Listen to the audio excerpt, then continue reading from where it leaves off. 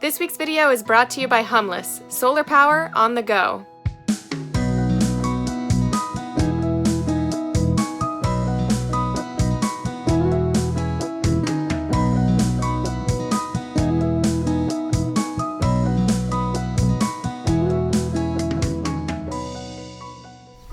Hey guys, are you ready for another tiny house video tour? Well, today I'm going to show you the inside of this stunning tiny house, which is parked on a homestead run by a family with 2 young children. The inside is simply gorgeous. I think you guys are going to love it. So without further ado, let's go take a tour.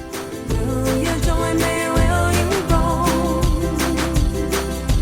Make this house our tiny home.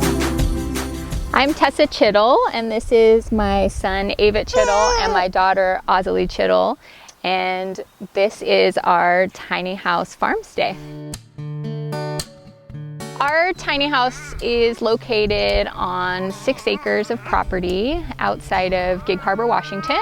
And here on the property we have about 3 acres of forest and 3 acres of open space that house our vegetable garden, our goat pastures. Right now we have 9 goats, and we have about 20 chickens, 2 Muscovy ducks, 2 baby runner ducks that follow us all around, and 2 bunnies in a bunny tractor down in our food forest.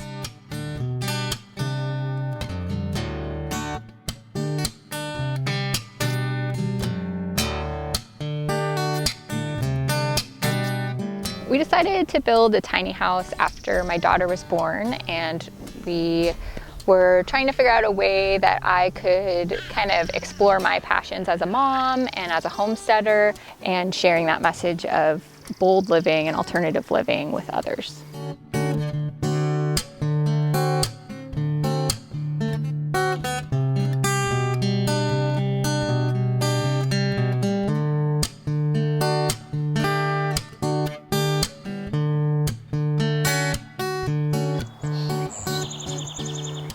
This is our main living space, the living room, kitchen, and dining room. So here's the sitting space. This is actually a 7-foot long storage couch, so it fits quite a few people, and it also folds out into a bed pretty much for a single adult, but maybe 2 kiddos if they want to scrunch on there. So this is a great space for sitting, taking a view out our French doors, out to our flower garden, watching the chickens, and just being inspired, whether it be for writing or reading or just relaxing. And there's also full storage under the entire thing for extra blankets and pillows and things like that. We also have an array of magazines and children's toys, depending on who the visitors are that we have here at the farm stay. We have a nice little cozy fireplace, the Dickinson model. We also have a backup heat source if people don't want to bother with the fireplace. We have an electric heater that really heats up the space well. Here is our kitchen space. It was very important to me when I was designing the kitchen space. It was really important to me that the kitchen space be a place that people can cook and enjoy the harvest from the homestead and bring it back to their tiny house and make a delicious meal if they so choose. I've had these since I think college or something, these little magnetic things, and they just worked perfectly here. So this allows people to make a meal here with lots of different flavorings. Whenever we have fresh herbs, we put those in little jars for people as well. And then of course I had to have my large farmhouse sink with the big window looking back into the forest.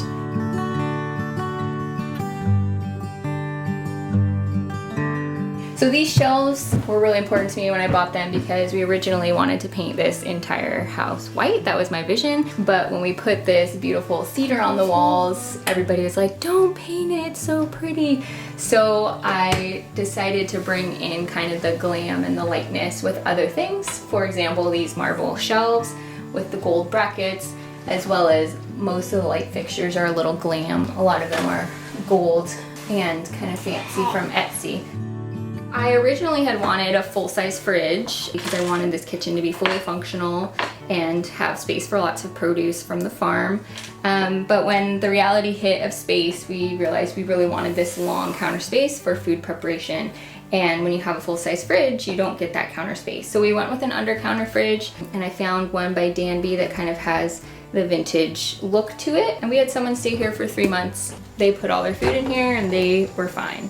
We also have extra space in our garage for guests if they need freezer space or fridge space for something. But since a lot of the food is fresh on the farm, you don't have to store it in a fridge. You can pick it every day if you'd like. I have been thinking about the design of my tiny house for years. I grew up in various small dwellings, one of which was a tiny one-room cabin, one was a school bus that had been renovated. So I'd had a lot of experience with tiny living as a child before it was, you know, trendy and hip and all that kind of stuff. So a lot of my design came from kind of experience I had had with that. When I watched all the tiny house shows, I was always like, where do people gather? Like, we gather around our farm table so much. So these little fold-out farm tables weren't gonna work for kind of my family or what I envisioned families doing here when they came for a visit. So we came up with this very long, narrow farm table design. And then behind it, we have a bench that is full of storage, and that's where our wheel wells are.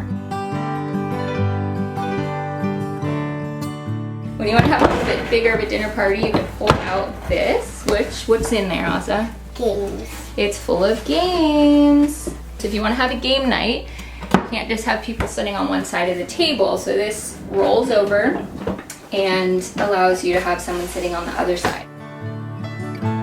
So with the loft, most important to me was child safety, considering I have 2 children myself and lots of people coming out to the farm stay that would have children. So we went with a full wall that closes off the loft from the rest of the space.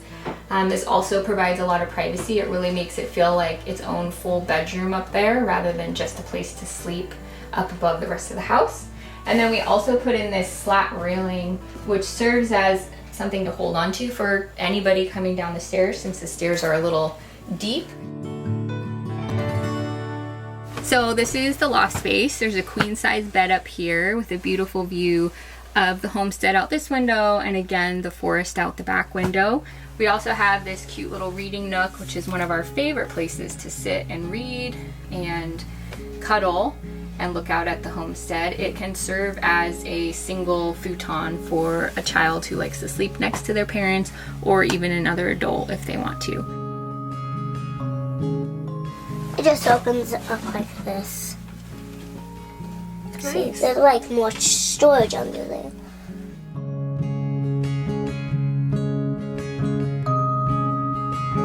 We have plenty of hanging space here for at least one person in the family. I found this long basket at Goodwill, which takes advantage of the full length of these stairs. It's actually very deep, so it's nice to have a basket, otherwise it's hard to reach the stuff in the back.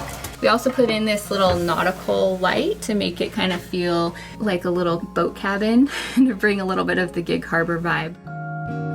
So we're gonna enter the bathroom and there's an Ozza in there.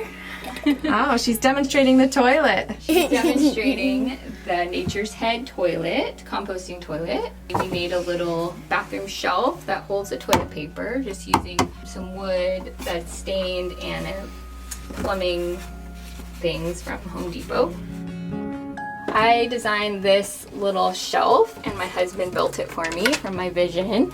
So it opens like that, and then this becomes your counter space. You can put your bathroom bag, your makeup, your whatever you do in the morning. I don't do much in the morning, but I know some people do. So you have all your products out there. Then when you're done, you can put them away, and you kind of just have whatever you want seen out. So it gives you some hidden storage as well as that nice counter space. And then I found this little mirror at an antique store here in Gig Harbor if you want to get up close and personal with your face. We have a tiny little sink that I searched for a long time. I think I ended up finding that one on Amazon. So we have a full size, I think it's 32 by 32 inch shower in there. I had wanted a tub for families, but we have a little baby bathtub that we bring out when people have kids, and we also have the old-fashioned tub for outside for kids to play in the summer. So this is the downstairs private bedroom. As you can see, there is a bed here, which I'm going to demonstrate folding up. So it's pretty easy. I can even do it with the baby on me. You just grab underneath and fold it up. right into there, and then you just click the legs closed to secure it like that. And this space becomes your yoga space.